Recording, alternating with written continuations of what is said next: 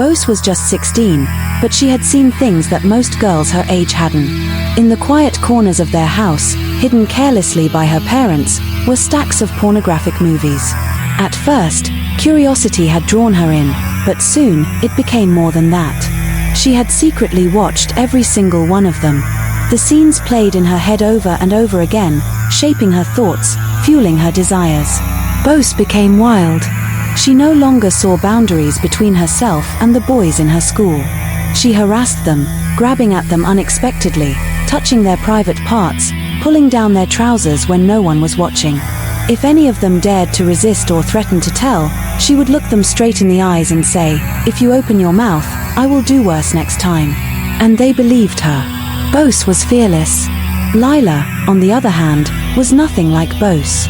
She was calm, polite, and always kept to herself. She and Bose sat together in class, and despite Bose's reckless behavior, they never had any issues. That was until one day when everything changed. That morning, the classroom was lively as usual, students chattering and laughing before the teacher arrived. Lila turned to Bose and said, "Please, brush your teeth before coming to school. I'm tired of this bad breath every morning." Bose's head shot up immediately. Her heart pounded in anger. "What do you mean, Lila? Are you saying I have mouth odor?" Her voice rose, catching the attention of their classmates. Lila shrugged, not expecting such a reaction. "I'm only telling you the truth. Just brush thoroughly." Bose's face darkened. She grabbed Lila's collar and yanked her close. "What gave you the audacity to talk to me like that? Mouth odor, right? Since you want to perceive it well, I will talk directly into your face." She spoke aggressively, breathing heavily near Lila's nose. Lila pushed her off. "Don't try that nonsense with me. I only told you the truth. If you don't like it, that's your problem." What started as a small argument turned into a serious fight. The class was in chaos, students gathering around as the two girls exchanged words. Some of their classmates begged Lila to apologize and let it go, but she stood her ground. "I did nothing wrong," Lila snapped. "She should just brush her teeth, that's all. Nobody should talk to me about this again." The next day, Lila came into the classroom, making her way to her seat. On her way, she mistakenly stepped on Bose's foot. "Chaithri, my leg." Bose screamed and jumped up. Without hesitation, she stomped on Lila's foot in return. "You idiot. Never cross paths with me again with that dirty foot you don't wash." Lila flared up. "Oh, so because your parents can't afford a good pair of shoes, you're taking your anger out on me? Is that why a little mistake is making you jealous? Poor, wretched fool." Bose's head spun. It was as if she had been struck by lightning. Her anger boiled over. "Oh, now you've insulted my parents. I will fuck your grandfather right in your face." The entire class went silent. The words hung in the air like a dark cloud. God, has this gotten this far? Lila's friends whispered amongst themselves. Bose was known for being reckless, but this was beyond anything they had ever imagined. "Lila, please let this die down," her friends pleaded. "Just apologize and end this. Bose can do anything." But Lila refused. "I will not apologize for saying the truth. Let her do her worst." Lila lived with her grandfather, a strong and hard-working man who had just turned 70 the previous month. She adored him. He told her stories, brought her treats from the market, and made sure she was always happy. She didn't take Bose's words seriously. After all, who would even think of something so disgusting? It was just an empty threat. Or so she thought. The following week was midterm break, and the students were excited to go home for the one-week holiday. The Friday dismissal bell rang, and the school erupted in cheers. It was time to rest, play, and enjoy the break. But for Bose, it was an opportunity. An opportunity to execute her plan. On the second day of the break, Lila left home early in the morning to go to the market.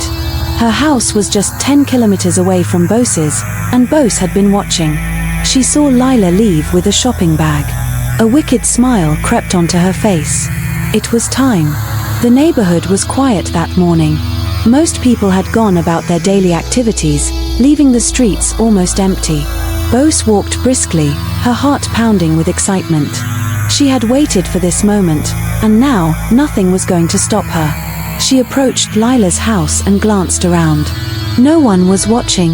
She took a deep breath and knocked on the door. Knock, knock. A voice came from inside. Who is there?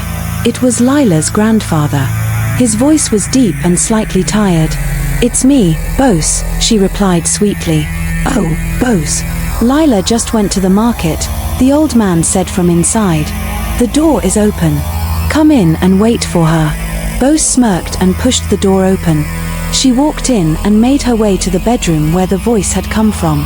The old man sat up on his bed when he saw her. Bose, my child, sit in the living room and wait for Lila, he said kindly. Bose shook her head. Grandpa, I didn't come to see Lila. I came to see you. The old man looked confused. Me? Why? What is the matter? Bose took a deep breath, then did the unthinkable. She pulled off her clothes in one swift motion. Her young, firm breasts stood proudly. She wasn't wearing any panties. Grandpa, I want to make love to you. I want to teach you new things you don't know, she said in a soft but firm voice. The old man's eyes widened in shock. What? What nonsense are you saying? Before he could react, Bose reached forward and grabbed his manhood. The touch sent a jolt through his body. He gasped in horror, but his body betrayed him. Bose knew exactly what she was doing. She lowered her mouth onto him, and despite his weak protests, he groaned. He had never been touched like this in years. Bose took full control. The sun was high in the sky when Lila returned from the market.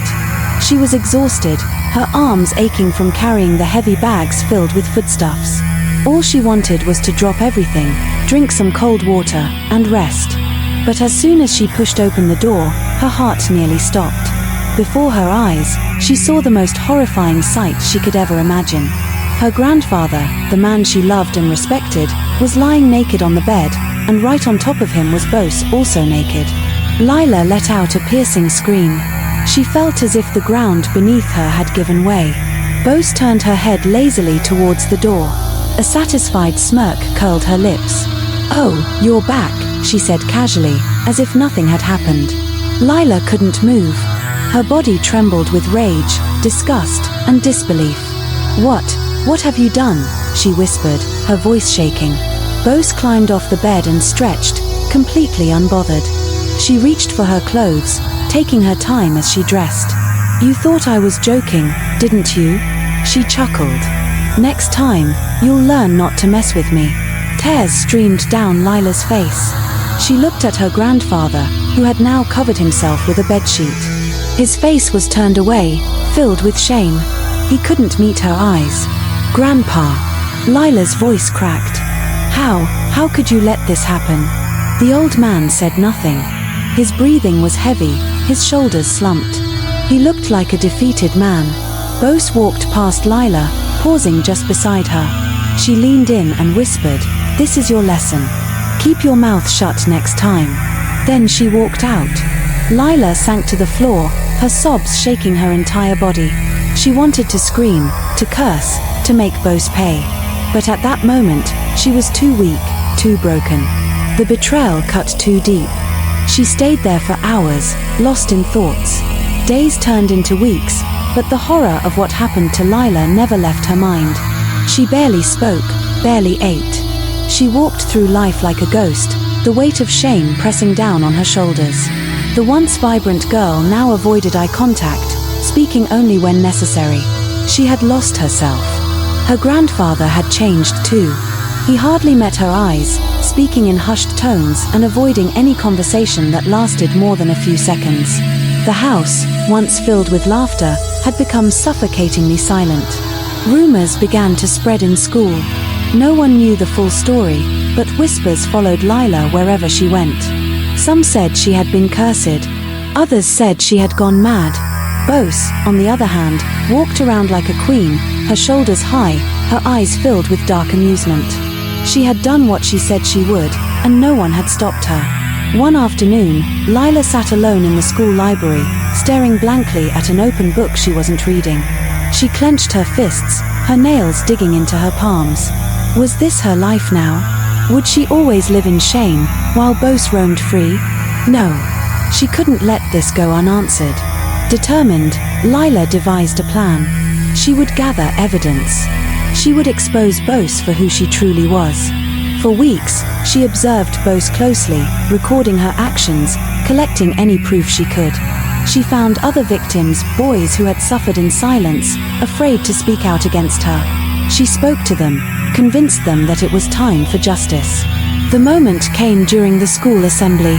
With the entire school gathered, Lila stood up and spoke. She told her story.